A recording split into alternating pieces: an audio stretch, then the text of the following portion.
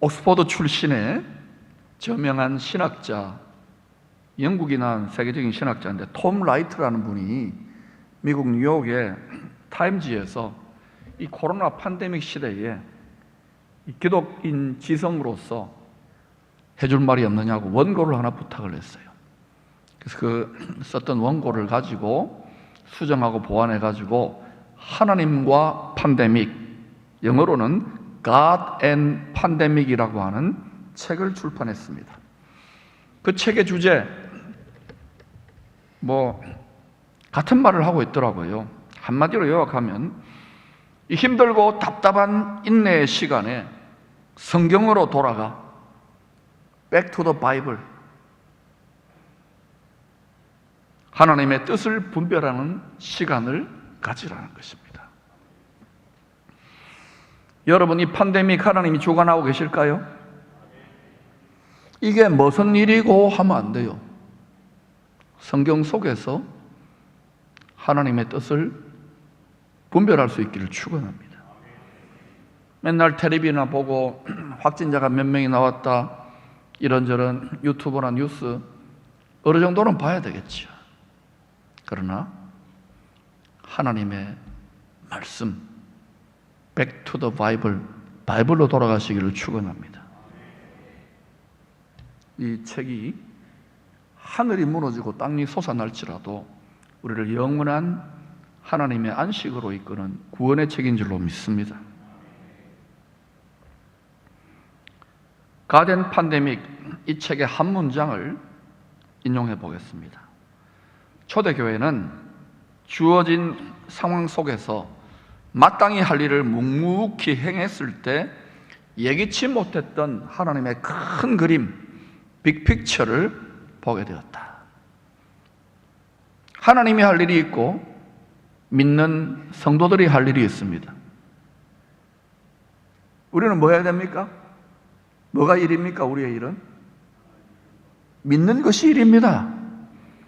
이것저것 한다고, 하나님 일 한다고 요란하게 뛰어다니지만 믿음이 없이 하면은 그럼 더 엉망진창을 만드는 거예요. 인간의 일을 하게 됩니다. 하나님 믿습니까? 그러면 하나님이 일하십니다. 우리가 하나님 일을 한다고 하고 많은 경우 인간의 일을 합니다. 특별히 지도자 되는 분들은 믿음이 없으면 하나님 일을 하지 마세요. 믿을 때 하나님이 일하십니다. 이 시대는 큰 믿음을 요구합니다. 교회를 넘어서는 하나님 나라를 이루는 믿음이 필요합니다. 초대교회 예루살렘 성도들 큰 핍박으로 흩어졌습니다. 주 한 33년 정도에 한 2, 3년 반짝 부흥했는데 막 대대적인 핍박이 임하니까 10년 넘게 흩어져 가지고 드러내지를 못했어요. 아주 힘든 시간을 10년 넘게 보냈습니다. 그러다가 주후 45년경에 한 2, 3년 되었을 때에 시리아에서, 외국입니다, 이방 나라의 안디옥에서 헬라 사람들, 이방인들이 예수를 믿어가지고 교회가 세워졌는데 크게 부흥하고 있다는 뜻밖의 소식을 듣게 됩니다. 여러분, 우리는 우리 눈앞에 당면한 것만 생각할 수밖에 없지요. 이게 우리 육체의 한계입니다. 하나님은 열방 가운데 하나님이 이를 지금도 행하고 계실까요? 예, 예루살렘을 지키고 있던 사도들은 바나바를 파송해서 안디옥의 성도들을 돌보게 합니다. 그리고 바나바는 예루살렘으로 돌아가지 않고 거기서 아예 이들을 사역자로 돌보기로 작정한 것 같습니다. 근데 보니까 안디옥의 성도들이 예수를 믿기는 믿고 사람들이 많아졌는데 아직은 영적인 베이비, 영적인 어린아이예요. 아직도 헬라 방식의 세계관과 신앙관과 가치관으로 꽉 들어차 있었습니다. 그래서 철저하게 말씀 훈련을 시켜야 되겠다 싶은데 자기 혼자로는 역부족이에요. 그런데 한 10년 전에 자기가 보았던 사울이라고 하는 아주 똑똑한 가말리엘 문화에서 구약을 통달했고 로마 사람인데다가 또 로마 시민권 가지고 있지요. 거기다가 또 히브리파 중에 히브리파고 산헤드린 국회의원이 그 사람이 생각났어요. 이 사람 뭐 하고 있나 수소문을 해보니까 자기 고향 다소에서, 그때 사울은 3년은 아라비아 광야에 가서 거의 혼자서 지내다가 7년은 자기 고향 길리기아 다소라는 곳에 가가지고 거의 폐인 비슷하게 은둔자 생활을 했던 거예요. 10년에 나홀로의 광야 신학교를 이렇게 공부하고 있을 때에 딱 때가 되니까 하나님이 바나바의 마음을 감동해 사울을 스카우트합니다. 같이 가르칩시다. 교육 목사로 청빙한 거예요. 그래서 1년 넘게 열심으로 안디옥 성도들에게 바나바와 사울이 말씀을 가르쳤습니다. 어느 정도로 열심히 가르쳤을까요? 두 똥으로 가르쳤을 겁니다. 두 똥이 뭔지 아십니까? 루이비똥이 아닙니다. 죽을 똥, 살 똥. 그리고 그만큼 흡수력이 좋으니까 열심히 가르쳤어요. 그 결과로 영적인 베이비, 어린아이 같던 성도들의 믿음이 크게 성장합니다. 믿음의 성장은요, 마음의 중심에 생각이 달라질 때에 성장합니다. 여러분 믿음이 왜 성장하지 못하느냐? 어린아이의 생각을 하는 거예요. 그러니까 어린아이의 말을 하고 어린아이의 행동을 하는 겁니다. 그러므로 믿음이 성장하려면 반드시 하나님의 말씀을 배워야 돼요. 모르면서 아는 것처럼 하고 모르면서 뭘 하려고 하면은 그건 점점 망가지는 거예요. 하나님도 힘들고 자기도 힘들고 주변 사람도 힘들게 하는 거예요. 배우십시오, 겸손하게.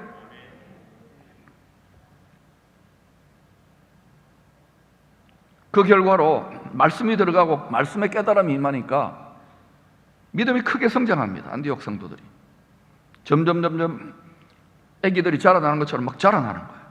그러니까 주위에 있는 사람들이 보고, 이야, 저 사람들은 그리스도인이다. 이 칭찬이에요. 그리스도를 닮은 사람들이다. 진짜 그리스도인이란 말입니다. 요즘 얼마나 엉터리 그리스도인들이 많습니까?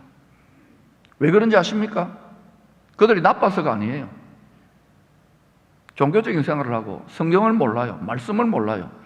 말씀 배우십시오. 투자하십시오. 갈수록 하나님 말씀을 통달하는 것이 중요한 일이 될 것이에요. 왜? 이 세상으로부터 우리를 구원하여 주는, 보호하여 주는, 세상이 줄 수 없는 하나님의 구원의 지혜와 계시의 책이기 때문에 그래요. 저는 그렇게 믿고 목회합니다. 성경을 제껴놔 버린다. 그러면 미신적으로 우상 숭배적으로 흐를 수밖에 없어요. 교회 역사 2000년이 그걸 입증합니다. 자기 마음대로 믿는 것이 아니죠. 그리스도인이라는 칭찬을 들었어요. 우리도 이 지역에서 그렇게 칭찬받으려면 그냥 되는 게 아닙니다. 생각이 달라지려면 말씀을 배워야 돼요. 안디옥의 성도들처럼 마음의 중심과 모든 생각이 하나님의 말씀을 따라 정렬될 때 내 생각이 달라지기 때문에 내 삶이 달라집니다. 내 가치관, 인생관, 물질관이 달라집니다. 시간과 또 모든 생활 방식이 달라집니다. 그리고 그때에 하나님이 기뻐하는 뜻을 이루기 때문에 하나님이 능력으로 함께 하십니다. 그러므로 말씀의 정렬되기를 축원합니다. 그때 세상을 이기기 시작합니다. 이어지는 사도행전 11장 27절을 보면 예루살렘에서 안디옥을 방문한 아가보라고 하는 선지자가 있었습니다. 주로 이 사람은 하나님하고 계속 기도하면서 하나님의 음성, 하늘의 비밀을 캐치하는 하나님의 친구 역할을 하는 사람이죠. 이 아가보 선지자가 좀 있으면은 온 천하에 큰 흉년이 될 것이라고 예언합니다. 이 사람 경제 전문가도 아니잖아요. 정치 전문가도 아니잖아요. 그런데 그런 예언을 해요. 그 정도로 하나님하고 친했다는 거예요. 그 결과로 실제로 보니까 이 사람이 참 선지자인 것이 클라우디오 황제 때에 로마의 황제입니다. 큰 흉년, 오늘날로 보면 세계적인 대공황이 온 거예요. 경제공황. 그러자 그 예언을 듣고 알고 있던 안디옥의 제자들이 믿음이 자랐잖아요. 각각 그 힘대로 자기들보다 더 큰 어려움을 겪고 있는, 경제적인 어려움만이 아니잖아요. 여기는 핍박이 없지만 예루살렘은 핍박이 있잖아요. 더 큰 어려움을, 이중고를 겪고 있는 예루살렘 성도들에게 복음의 빚을 졌으니까 그 빚 갚는 심정으로 특별 구제연금을 보냅니다. 여러분, 이게 그냥 되는 게 아닙니다. 영적인 베이비들은 죽었다 깨어나도 안 됩니다. 예수 믿어도 물질이 하나님이 되거든요. 그 이해해야 됩니다. 그런데 이들은 꾸준한 말씀 훈련의 결과로 인생관, 물질관, 가치관이 달라져서 하나님의 기뻐하는 뜻을 위하여 드리는 그런 사람들이 되어졌어요. 세상 사람들이 볼 때는 미친 것이죠. 경제적인 대공황 때에. 이 일로 인하여 유대인 성도들, 아무리 이 사람들이 예수를 믿어도 1000년, 2000년 동안 이방인들은 사람 취급을 안 했던 그런 종교적인 선민의 의식으로 꽉 들어차 있는데, 예수 믿어도 말이죠, 이방인들이 예수를 믿고 하나님의 백성이 되었다. 자기들하고 똑같은 거리낌이 있었을 것입니다.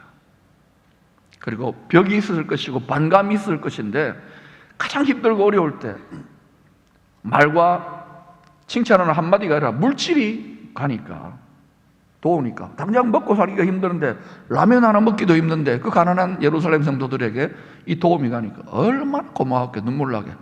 그러니까 이게 어때요? 하나님이 이 세계적인 큰 경제공황, 경기 침체를 통해 가지고 하나님은요, 구원의 역사를 쉬지 않고 일하고 계시는데, 이방인과 유대인의 그 벽이 있잖아요. 이방인 성도들과 유대인 성도들이 하나 되게, 연합되게 하는 방식으로 하나님이 일하시는 거예요. 하나님의 큰 그림을 볼 수 있기를 축복합니다. 지금 이 시대에도 이 바이러스 문제만이 아니라 경제적으로 얼마나 힘듭니까? 가게들 텅텅 비는 것도 많고. 여러분, 어떻게 먹고 살지요? 참 희한해요. 따라합시다. 안 죽습니다. 다. 따라합시다. 다.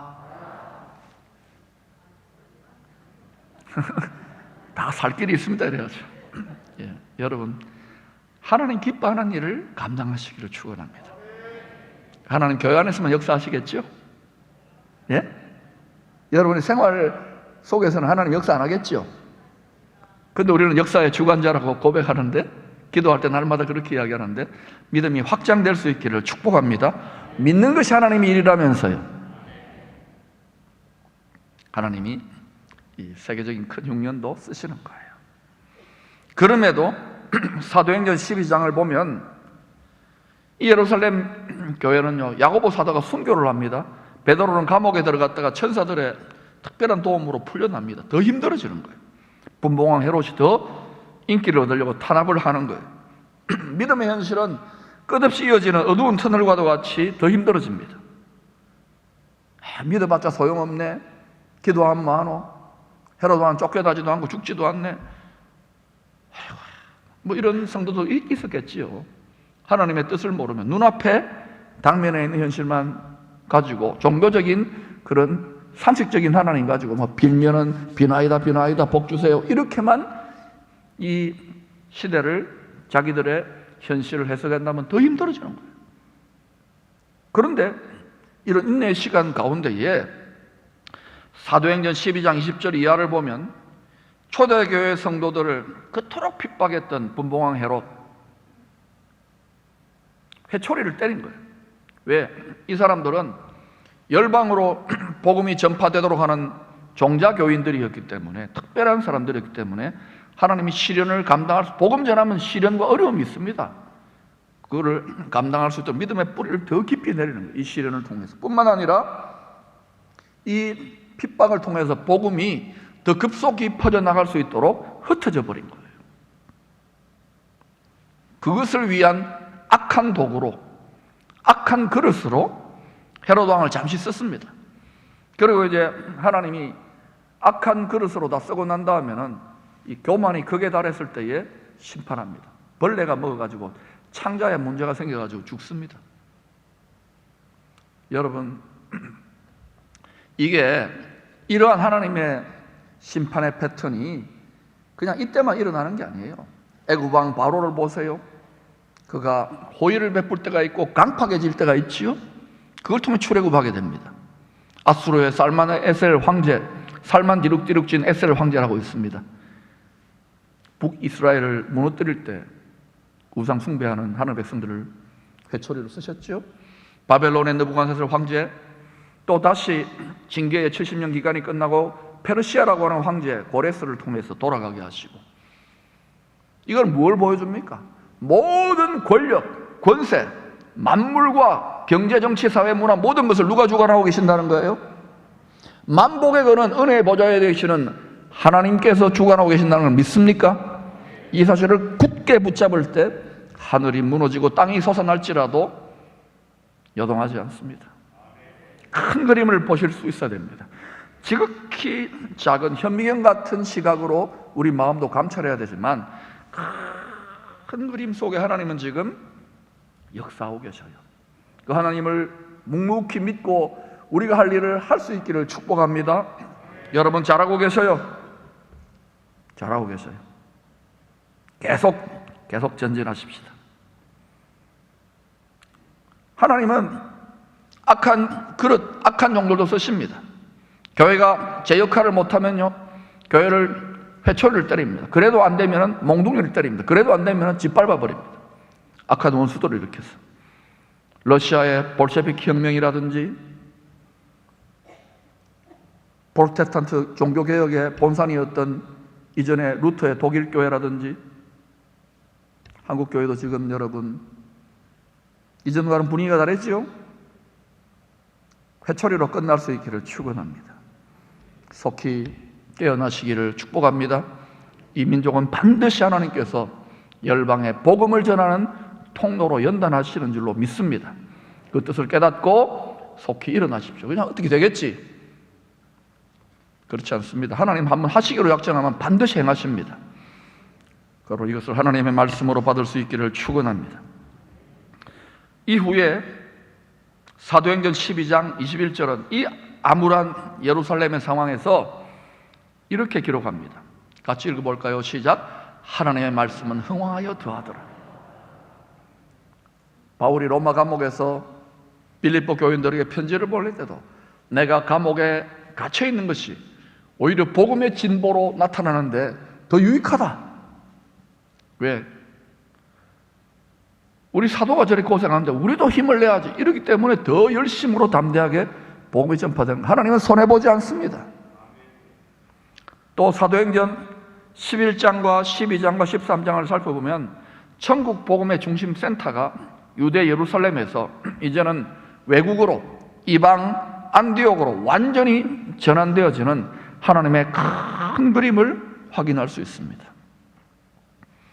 지금도 이 팬데믹이라고 하는 인류가 경험해보지 못한, 전염병 경험해봤지만 이렇게 전 세계가 한 덩어리로 실시간으로 느끼면서 있는 이 상황 속에 확진자가 몇 명이다, 줄었다, 올라갔다, 백신 맞아야 된다, 안 맞아야 된다, 이런 거 아니에요. 지금 그냥 맞으면 맞고, 또 코로나 바이러스 사라지면 이제는 다시는 안 올까요?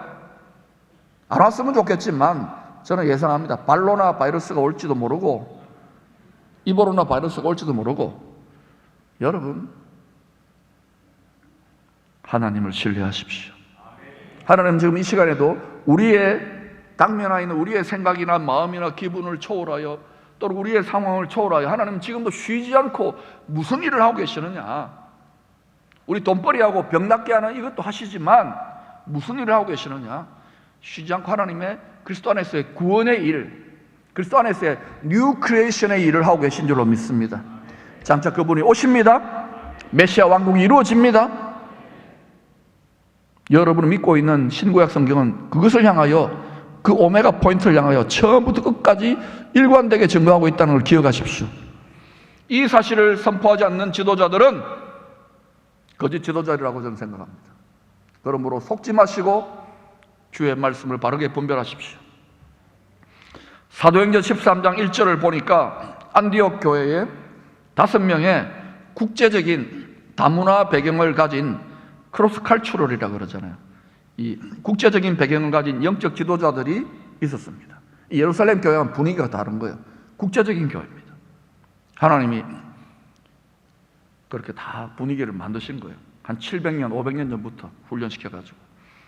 바나바는 이 담임 목사격인데 지중해 구브로섬 출신 디아스포라 유대인입니다. 5, 600년 전부터 이렇게 다 조상들이 떠돌아다닐 때에 외국에 대한 문화에 대한 게 다 익숙했던 거예요. 하나님 왜 그렇게 훈련했을까요? 이스라엘의 우상 숭배와 실패조차도 하나님은 그걸 또 합력하여 복음의 선을 이루고 계시는 거예요.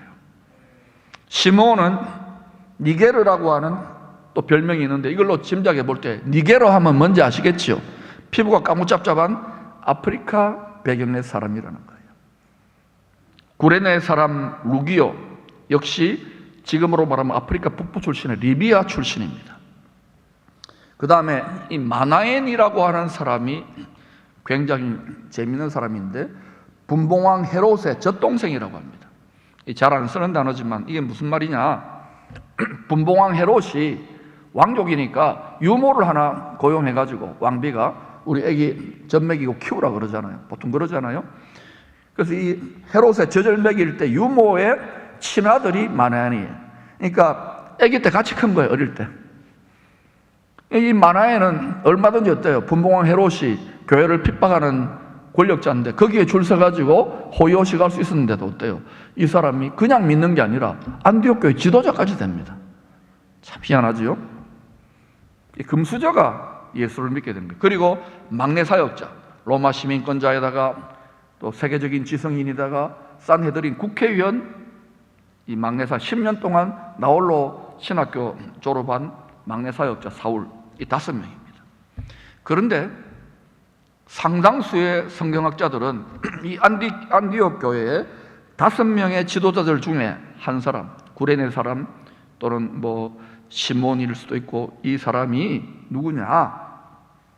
바로 로마 군병들에 의하여 주님의 십자가를 골고다 언덕까지 함께 짊어지고 갔던 구레네 사람 시몬으로 그렇게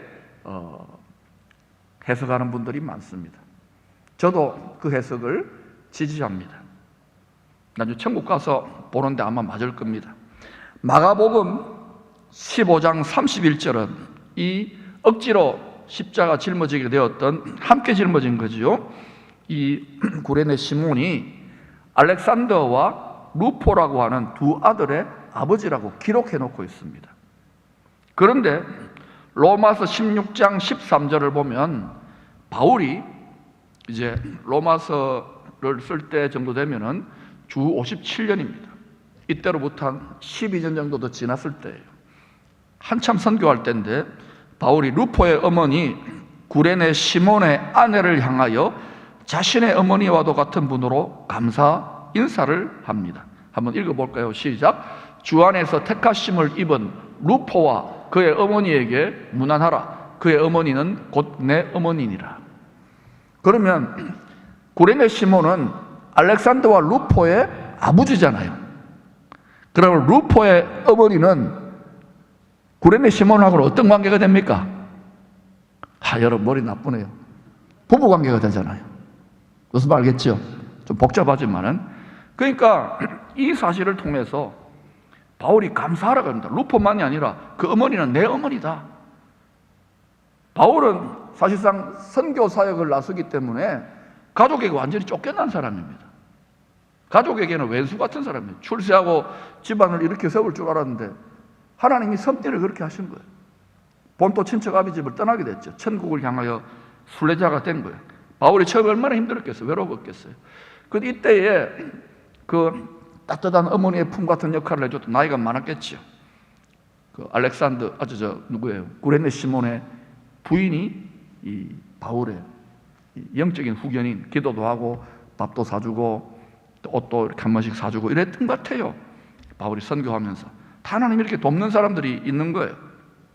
자, 그러니까 우리가 추측해 보기를 구레네 시몬도 당연히 이 십자가의 자리에 입회했으니까 그걸 봤고 가족들도 거기 같이 보았을지도 모르죠. 예수님 피 흘리는 자리. 그리고 그의 아내, 바울이 어머니라고 할 정도로 존경하는 아내, 그리고 그 두 아들 알렉산더 루포. 알렉산더는 이름 딱 한 번만 나오지만 알렉산더는 뭐 알렉산더 제왕의 이름을 땄는지 뭐 돈벌이 하면서 섬겼는지 모르지만 이 가족 전체가 부모만이 아니라 두 아들까지도 안디옥 교회를 중심으로 이 바울의 복음 사역, 이게 얼마나 힘든 사역입니까? 고난당하는 이 사역에 적극적으로 처음부터 끝까지 도왔다는 것을 추측할 수가 있는 거예요. 안디옥 교회가 그냥 태어난 게 아닙니다. 하나님이 다 물 밑에서 우리는 모르지만 다 은밀하게 일하는 것들을 성경을 꼼꼼히 살펴보면 이런 게 보이기 시작하는 거예요.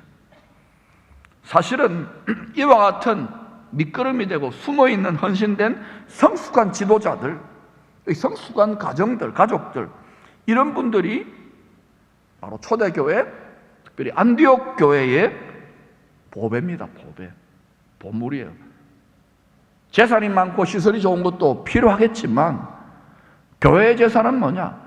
하나님을 위하여 정말 해산의 수고를 돕는, 말씀으로 하나님의 자녀들을 돕는 이 수고스러운 일, 눈물을 흘리며 씨를 뿌리는 이 일에 충성되게 일하는 그러한 가족들 전체가 그렇게 쓰임받았어요. 그러한 지도자들, 이 사람들이 보배들인 줄로 믿습니다. 이게 그냥 되는 게 아닙니다. 주와 함께 십자가를 졌던 구레네 시몬과 같은 그런 사람들이에요. 자기 십자가를 지는 사람들이었어요. 근데 요즘 제가 보니까 교회 젊은 세대들도 점점 그런 분들이 많아져요. 얼마나 감사한지 모르겠어요. 우리가 자라나는 거예요, 이 힘든 상황 속에서. 아멘? 믿음이 약해서 떠내려가고 아이고 나는 모르겠다는 분도 있지만 아니에요. 이게 목사의 비즈니스가 아닙니다. 여러분의 일입니다. 할렐루야. 왜? 하나님의 일이기 때문에 믿는 것이 일입니다. 하나님의 일을 믿으십시오. 여러분의 생활 전반의 영역에 하나님의 나라가 이루어져야 할 것입니다. 다양한 배경의 안디옥의 영적 지도자들, 또 성숙한 성도들은 인간적인 생각이나 세상 비즈니스 하듯이, 세상 정치하듯이 교회를 섬기지 않았습니다. 성령으로 충만하였습니다. 늘 기도 생활을 했겠지요. 또 말씀대로 말씀의 가르침을 받았습니다. 그리고 섬기는 본을 스스로 보여줬기 때문에 성령께서 주목을 하고 계셨던 거예요. 굉장히 공을 많이 들인 교회입니다. 당시 흩어져 있던 많은 가정교회들이 있었는데 그 중에 안디옥 교회는 특별히 하나님이 찍어 놓은 거예요. 그래서 성령께서 이 지도자들이 기도할 때에 명령을 하십니다. 2절입니다. 같이 읽어볼까요? 시작. 주를 섬겨 금식할 때에 성령이 이르시되 내가 불러 시키는 일을 위하여 바라바와 사울을 따로 세우라 하시니. 여러분, 오늘 회의를 많이 합니다. 무슨 회의, 무슨 회의, 무슨 회의. 그래서 회의의 주제가 뭡니까? 성령과 말씀입니까? 주를 섬겨 금식하며 주님의 뜻이 뭔가? 교회 주인은 누구십니까? 성도들이라고요? 교회 주인은 누굽니까? 목사입니까? 예수의 영, 예수의 말씀입니다. 예수의 영과 예수의 말씀에 사로잡힌 성도들과 지도자들이 교회 주인 역할을 할 수 있는 거예요. 그러므로 우리가 믿음이 업그레이드되고 실력이 길러져야 이 시대를 축복할 수 있습니다. 옛뱀, 큰 용이라고도 하고 사단이라고도 막이라는 자는 굉장히 교활합니다. 끈질깁니다. 미혹의 천재입니다. 그러므로 말씀을 모르면 한 방에 훅훅 갑니다. 요즘은 교회 예배 안에도 이단 사이비들이나 여러 세력들이 들어와서 교회를 무너뜨리는 시대입니다. 이미 많이 들어와 있어요. 모든 영역에 정신을 바짝 차리기를 축원합니다. 영혼의 사냥꾼으로부터 여러분 자신과 여러분의 가정을, 자녀들을 지킬 수 있기를 축복합니다. 주님께서 왜 이들에게 웬만한 교회라 웬만한 지도자는 순종하기 힘든, 아니 담임 목사하고 가장 엘리트 부목사를 아예 내보내라, 그리고 후원하라, 이게 엄청난 부담입니다. 근데 이거를 왜 이 안디옥 교회와 성도들에게 시킬까요? 하나님 그만큼 감당할 수 있다고 믿었던 거예요. 우리도 하나님 이렇게 든든하게 믿고 좀 어렵고 힘든 일을 맡길 만한 성숙한 교회가 되기를 축복합니다. 저희가 우리는 많은 일들을 맡았습니다. 일반적인 한 교회를 감당하기 힘든 일들을 더 실력을 기르십시다. 더 귀한 일들을 감당할 하나님의 복을 구하십시다.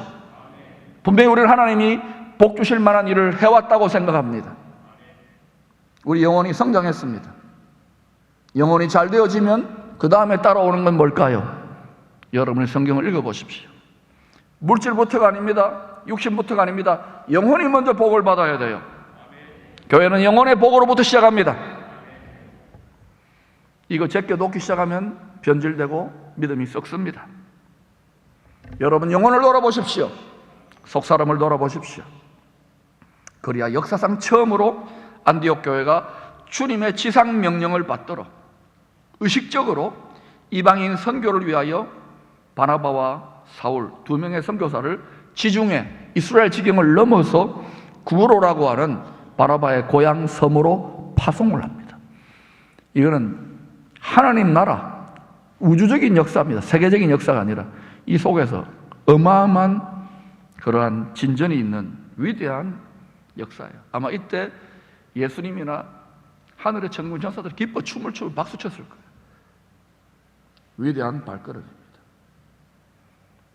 이때 바나바의 조카 마가 요한도 같이 합류합니다. 조력자로. 이 담대한 안디옥 교회 지도자들과 안디옥 교회의 순종으로 초기 기독교는 예루살렘 유대교의 배경에 탯줄을 끊습니다. 여기에 계속 문화적으로나 여기에 계속 묶여 있었다면 이렇게 세계적인 범세계적인 기독교회로 성장하지 못했을 것입니다. 하나님이 그 탯줄을 끊게 하시고 이제는 범세계적인 교회로 나아가는 새로운 복음의 베이스 캠프를 예루살렘으로부터 안디옥으로 옮겨서 안디옥에 마련하신 거예요. 누가 하신 일입니까? 하나님이 치밀하게 다 하신 일입니다. 또한 이들의 순종으로 말미암아 땅끝까지 복음을 전할 때에 모두 다가 이 베이스 캠프에서 다 에베레스트 산 땅끝에 정상에 올라가는 건 아닙니다. 정상 정복조에 제일 그 등반대장 역할을 하는 사람이 누구냐? 바로 등반대 최첨단에 서는 사람이 바로 사도 바울이 됐죠. 사울이라고 하면 바울. 그러니까 이제 어때요? 이 핵인사, 복음 전파의 최정상의 정복조가 핵인사가 핵심 주인공이 12사도나 또는 바나바가 아니라 이제는 점점 바울로 전환되고 있는 모습을 봅니다. 그러니까 사도행전 이후로부터 또 신약 성경 이후로부터 전부 다 바울입니다. 바울은 이 복음이 땅끝까지 전거되기 위해서 가족들로부터 왕따가 되기도 하고 또 예루살렘 사회에서는 매장되기도 하고 10년 넘게 그랬지만은 하나님은 그를 다듬어서 쓰시는 거예요. 바울은 하나님이 자신을 창세전에 택했다고 고백합니다. 우리의 바라는 것이 다만 이 세상뿐이라면 바울같이 예수 믿고 한심한 팔자가 있겠습니까마는 그렇지 않아요. 바울은 장차 우리가 나아가 만날 때에 하늘의 놀라운 영광으로 바울이 미소 지으면서 저와 여러분을 바라보고 있는 것을 깨닫기를 축원합니다.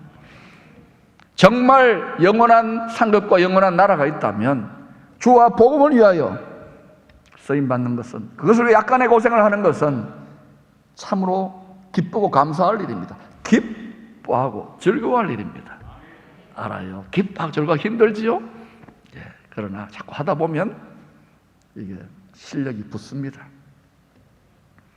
창세기 3장은요 아담과 하와의 원죄로 인한 저주가 임한 이 땅에 하나님의 기뻐하시는 뜻대로 생명이 태어나서 열매를 맺기 위해서는 반드시 해산의 수고와 진통, 한 알의 밀이 땅에 떨어져 죽는 죽음과도 같은 수고와 고통이 따르는 것을 계시해 주고 있습니다. 왜? 원죄의 저주가 임했기 때문에 그래요. 죄가 없다면 그냥 자동이에요. 하나님 아버지의 말씀 씨앗을 마음에 잉태했던 예수님, 완전한 하나님이신데 완전한 사람이 되셨잖아요. 죄인의 몸을 입으셨어요. 예수님도 이 땅에서 어때요? 그 말씀 씨앗을 마음에 임신했어요. 잉태했기 때문에, 영적으로 말하는 것입니다. 잉태했기 때문에 해산의 진통을 때가 되어 십자가에 사시다가 죽으심으로, 하늘의 밀이 땅에 들어 죽으심으로 하나님의 자녀들, 많은 자녀들을 낳을 수 있는 놀라운 구원의 길을 뉴 크리에이션, 새 창조의 길을, 생명의 길을 여신 것입니다. 주님의 뜻을 마음에 잉태했던, 역시 임신했던 바울도 갈라디아서 4장 19절에서 이렇게 고백합니다. 같이 읽어볼까요? 시작. 나의 자녀들아, 너희 속에 그리스도의 형상을 이루기까지 다시 너희를 위하여 해산하는 수고를 하노니. 이 갈라디아 교회가 새로 생긴 신생교회입니다. 그러다 보니까 영적인 어린아이들도 많고 교회가 막 분쟁도 있고 이단 사이비에게 휘둘리고 막 이러는 거예요. 그러니까 바울이 어때요? 그걸 보고 안타깝게 여기면서 나의 자녀들아, 영적인 아비의 심정으로 너희 속에 그리스도의 형상, 참된 그리스도인, 주님을 닮은 사람이 주님의 성품과 생각과 행실을 닮은 사람이 될 수 있기까지 다시 너희를 위하여 해산하는 수고를 하노니.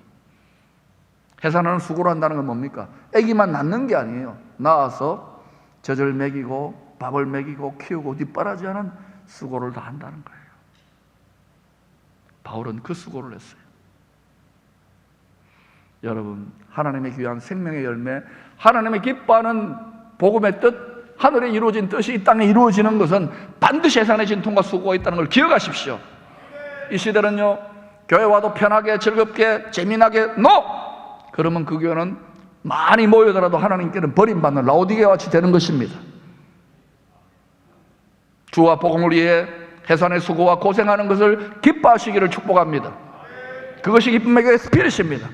그 교회가 이 시대를 이기고 주님 오실 때 영광스럽게 보호를 받고 쓰임받는 복받는 교회가 될 줄로 믿습니다. 주님이 역사하실 수밖에 없는 명분을 만드시기를 축원합니다.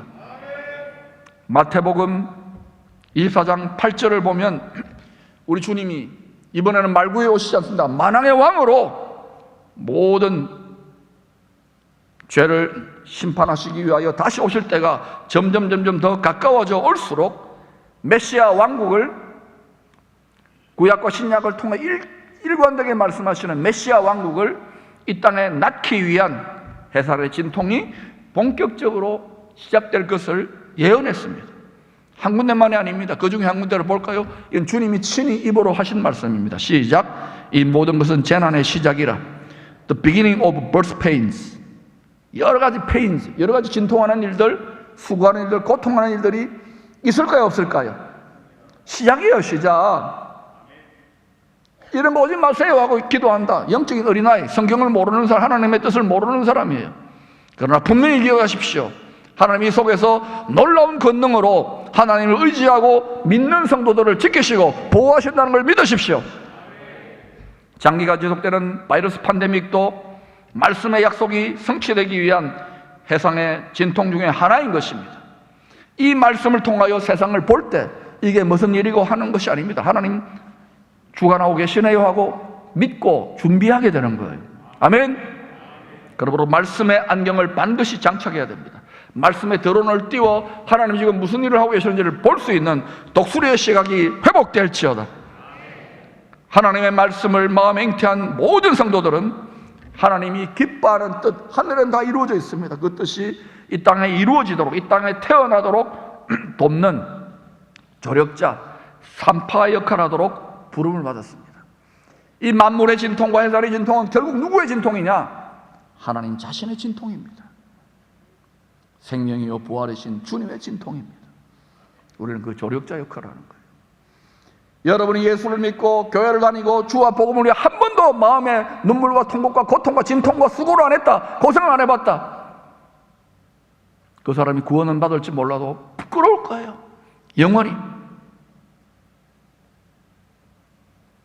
여러분이 한 번이라도 주님 섬기고 주의 복음을 전하기 때문에 힘들고 어려움을 겪어봤습니다. 순교는 못할지언정 여러분의 상이 됩니다. 여러분 영광이 될 것입니다. 여러분 축복이 될 것입니다. 영원히 대대로 간증하고 자부심을 느낄 주제가 된다는 걸 기억하십시오. 하나님의 생각은 우리의 생각과 다릅니다. 우리는 땅에 있지만 하나님 하늘 위에 있어요. 하나님이 맞습니다.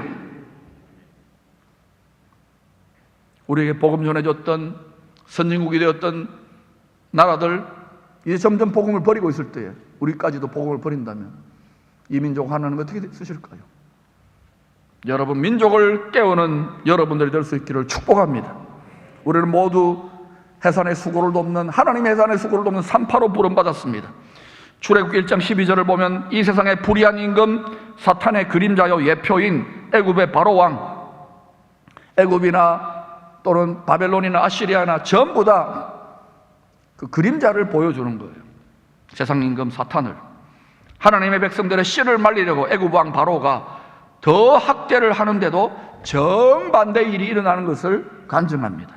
같이 읽어볼까요? 시작. 그러나 학대를 받을수록 더욱 번성하여 퍼져나가니 애굽 사람이 이스라엘 자손으로 말미암아 근심하여. 요즘 보면 계속 카톡이 계속 날라옵니다. 저도 처음에는 이게 너무 이 세상이 이상하게 돌아가니까 그러는데요, 성경을 다 들여다보고 정말 위기의식을 느끼고 보면서 그렇구나. 하나님이 지금 이 시대에 열방의 축복의 통로로 쓰실 이 민족을 훈련하고 계시는구나. 한국교회를 훈련하고 계시는구나. 아멘. 할렐루야. 이런 데 대해서 아무 관심도 없고 되겠지 그러는 분도 있겠죠. 그러나 이 말이 무슨 말인지를 아실 수 있기를 축복합니다. 학대를 받을수록 더욱 번성하여 퍼져가니, 천국 복음이 번져나가니 애굽 사람이 이스라엘 자손으로 말미암아, 하나님의 백성으로 말미암아 근심하여. 전능하신 하나님께서 세상의 불의한 권세자 위에서 구원의 빅픽처, 큰 그림대로 일하고 계심을 보여주는 말씀의 계시입니다. 구약은 신약의 그림자이고 또 모형이고 예표입니다. 이건 우리들에게 적용되어지는 말씀입니다. 그러자 바로왕, 이 세상 임금 바로왕은 아예 더 근심하면서 두려워하면서 하나님의 자녀들을 아예 씨를 말려버리려고 출산을 돕는 히브리 산파 십보라와 부하, 이 두 사람만 있었던 게 아니겠죠. 이렇게 산파 조합 같은 게 있었겠죠. 거기에 대장격인 두 사람을 모아가지고 남자 아기들이면 아예 죽여버리라고 더 엄한 명령을 내립니다. 사망의 신이기 때문에 그래요. 이 십보라와 부하는요, 신약 시대로 말하면 바로 누굽니까? 하나님의 자녀들을 낳아서 복음 전파의 사명을 맡고 하나님의 자녀들을 낳아서 양육하고 기르는 바로 교회, 바로 여러분, 우리 자신들을 말한다고 할 수 있는 것입니다. 히브리 산파 십보라와 부하는 힘들고 어려운 상황, 이 절대 권력을 가진 세상 임금의 명령 앞에 어떻게 사람을 죽입니까? 어떻게 하나님의 백성들의 신앙을 끊습니까? 영혼을 죽입니까? 믿음을 죽입니까? 이 힘들고 어려운 상황 속에서도 히브리 산파 십보라 부하는 부담스럽고 힘들지만 안디옥 교회처럼 담대히 순종했습니다. 하나님의 자녀들을 낳아 말씀으로 낳는 것이죠. 기르는 해산의 진통과 수고를 기꺼이 감당했습니다. 그래서 히브리 산파 십보라 부하는 죽었습니까? 물론 순교할 수도 있겠죠. 그러나 하나님께서 어떤 은혜를 베푸셨는가? 출애굽기 1장 20절 21절을 같이 한번 읽어보십시오. 시작. 하나님이 그 산파들에게 은혜를 베푸시니 그 백성은 번성하고 매우 강해지니라. 그 산파들은 하나님을 경외하였으므로 하나님이 그들의 집안을 흥왕하게 하신지라. 여러분 다시 한번 이 20절과 21절을 읽을 것인데요, 그 산파라는 이름 속에다가 여러분의 이름을 집어넣으시기를 축원합니다. 아멘. 우리가 교회입니다. 저는 기쁨의 교회 또는 이 민족을, 이 나라를 이렇게 넣어 놓을 테니까 그렇게 믿고 한번 읽어보십시오. 20절부터 시작. 하나님이 기쁨의 교회에 은혜를 베푸시니 그 백성은 번성하고 매우 강해지니라. 그 기쁨의 교회는 하나님을 경외하였으므로 하나님이 그들의 집안을 흥왕하게 하신지라. 이유는 무엇입니까? 예수님은 부활이요 생명의 하나님이십니다. 생명을 보존하시고 생명을 구원하기를 원하는 생명의 주관자입니다. 생명의 일을 한 거예요. 생명이 태어나려면 하나님이 이 땅에 떨어져 죽는 것 같은 대가지불이 있고 해산의 진통과 소고가 있는 것입니다. 여러분 애기 낳아서 자식 낳아서 길러봤잖아요. 그건 육적인 자식이에요. 하나님의 자녀들을 낳을 수 있기를 축원합니다. 썩지 않는 영원한 복음의 말씀으로 낳을 수 있기를 축원합니다. 지금이 오히려 기회인 거예요. 이 눈이 열리기를 축원합니다. 이 사명이 여러분의 뼛속에 관절에 들어갈 수 있기를 축원합니다. 쉬 낙심하고 넘어지기 쉬운 이런 시대에 여러분은 안디옥 교회처럼 히브리 산파 십보라와 부하처럼 영원히 썩지 아니하는 하나님의 말씀을 통하여, 천국 복음의 말씀을 통하여 하나님의 빅픽처, 가장 높은 보좌에서 만물을 주관하시는 하나님의 큰 그림을 깨달아 하나님의 자녀들을 많이 낳을 수 있기를 축원합니다. 낳고 또 어때요? 젖을 먹여 하죠, 어린아이들에게는. 그리고 좀 자라나면은 밥도 주고 나중에는 양고기 스테이크도 주고, 할렐루야, 주님의 십자가의 피포도도 주고 마시고 장성한 믿음의 사람이 되어 이 시대를 넉넉히 축복할 수 있는 그러한 킹덤 제너레이션들이 벌떼처럼 일어나는 여러분 가정이 될 수 있기를 축원합니다.